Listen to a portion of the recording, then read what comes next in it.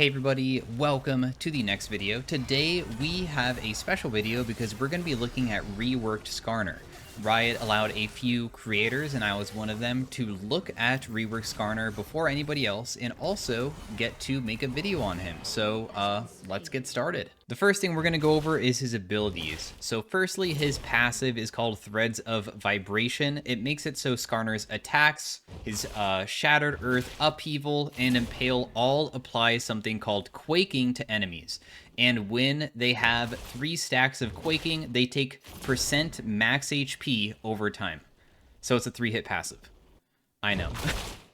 Moving on to Skarner's Q ability, his first cast is Shattered Earth. What happens is he will pick up a rock from the ground, and when he is holding the rock, it will empower his next 3 auto attacks to have bonus damage, bonus attack speed, and bonus attack range. So your next 3 auto attacks are empowered, and on the 3rd auto attack, he will slam the rock into the target, dealing bonus damage and slowing them, but also it gets rid of the rock, so now he doesn't get the bonus effects anymore. Now, the second part of his Q is that if you're not going to be using it for the auto attacks, you can actually recast the Q and throw the rock at somebody. So that will just make it so you can throw it and slow somebody down if they're out of range. Otherwise, you probably will be wanting to auto attack them for the bonus damage. Skarner's W ability is called Seismic Bastion. It is one of the most simple abilities that he has inside of his kit. All he does is that he slams the ground, he does damage around him, which slows, and he also gets a shield. So it's just like Jarvan's W, except for that Skarner's does damage. So frick you, Jarvan. Moving on to one of Skarner's most unique abilities in his kit is called Ixtal's Impact. It is his E, and what it does is it makes it so you can go through terrain with almost like a Scion ultimate, except for rather than hitting people and knocking them up, you will grab them and you can knock them into any terrain, and that will stun them. So the whole entire idea is to use this to go around the map from special angles, grab people, stun them into walls to make really crazy ganking patterns. Now, this does have an increased duration when you hit a champion, and it does have a set duration, so you can't just run around the map. So you kind of get a fixed distance, you go towards people. If you can't find anybody, it just ends. If you hit a champion and you don't hit them into terrain, he will just stop entirely. So you don't get to just kidnap people and take them all the way back to your base. It doesn't work that way. It's just that you hit somebody and you have about 1 second to find a wall to stun them against it.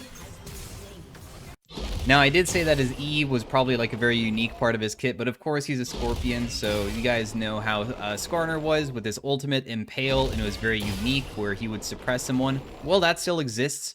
He still has Impale, but now it's a little bit different. It's now something that he casts, and it can actually miss because it's kind of like a skill shot, but it can hit up to 3 people. And when you hit all 3, you get to drag all 3. You can also just do it on a single person. It doesn't have to be 3, but it's just up to 3. Has the same exact thing. They are suppressed, and you get bonus movement speed when you do it, so you can run back to your team with all 3 of them, but it's just going to be something that you're probably going to be chaining together with your E. So you E someone, hit them against a wall, and then you ulti them. But yeah, it's pretty unique now, isn't it, with being able to get more than 1 person. So that is his Impale. The next section is going to be tips of things that I noticed you can do to play Skarner a little bit better, so let's head into them. The first tip is just to auto attack with your rock. It does bonus damage, so you don't want to throw it because then you're just wasting damage.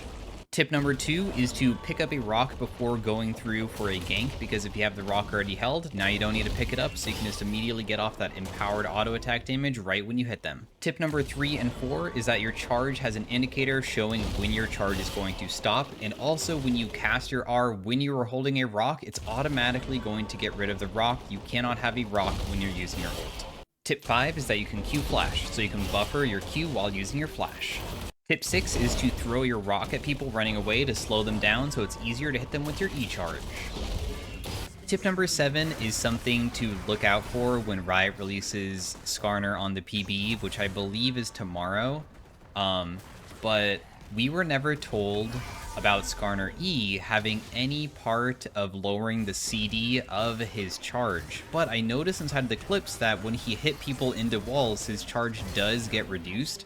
So I might have been the only creator that noticed this, and I might be the only person talking about it, but might be something to look into when this stuff comes out, whether that does in fact happen, because that's a pretty big thing. If you're able to reduce the CD of your E by hitting people into walls, that's pretty damn nice. So you can get E off multiple times inside of a team fight rather than just using it once, because it seems that it's about a 20-second cooldown or longer when you don't hit people into a wall.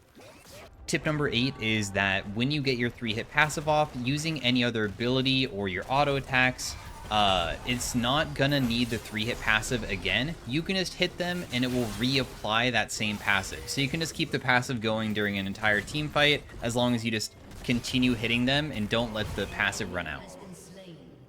This next part of the video is going to be just me putting all of the clips of the footage that we were given by Riot together, and then I'll just give my own opinion and maybe some things on screen as well. So let's just start it.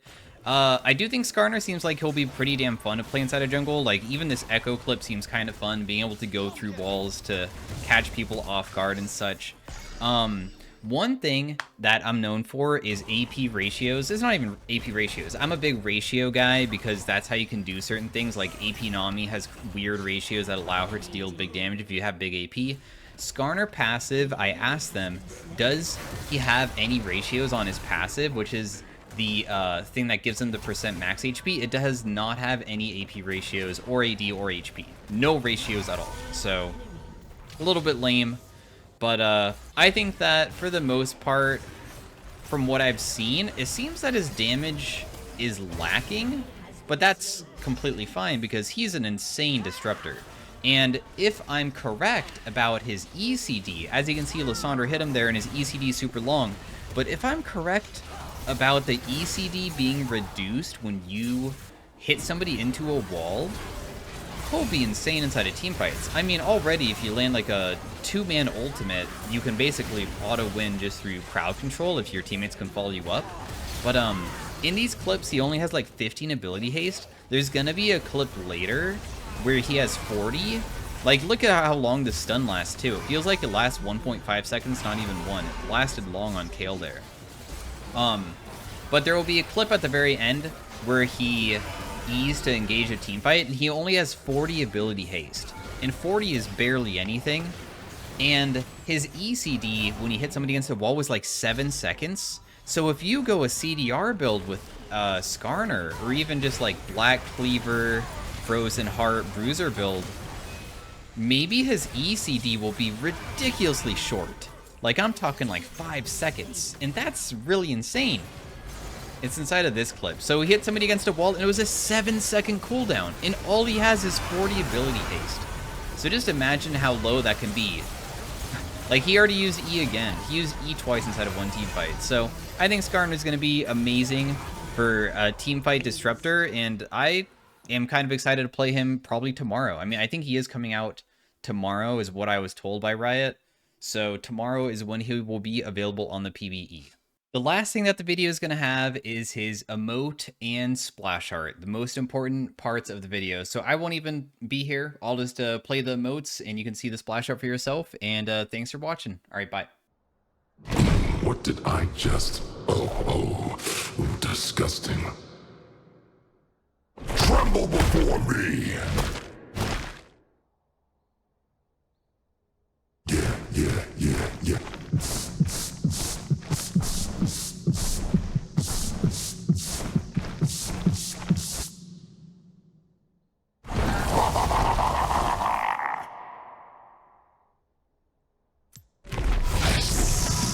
Get back!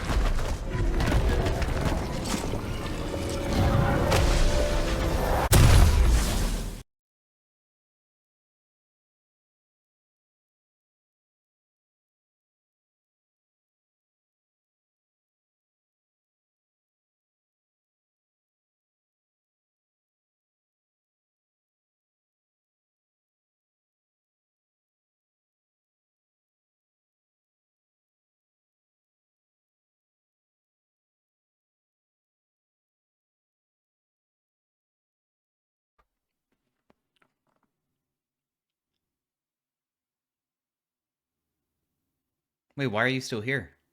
It's been on like this splash art for like 15 seconds now. There's like nothing more in this video.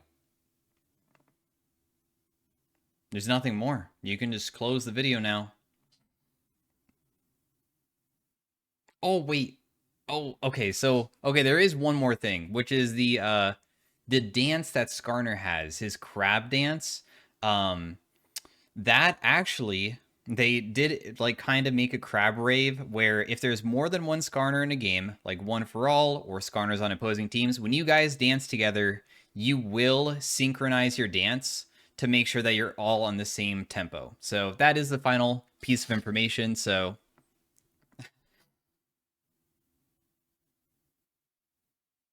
like the video is just going to end if you just don't close it. The video doesn't go on forever. It eventually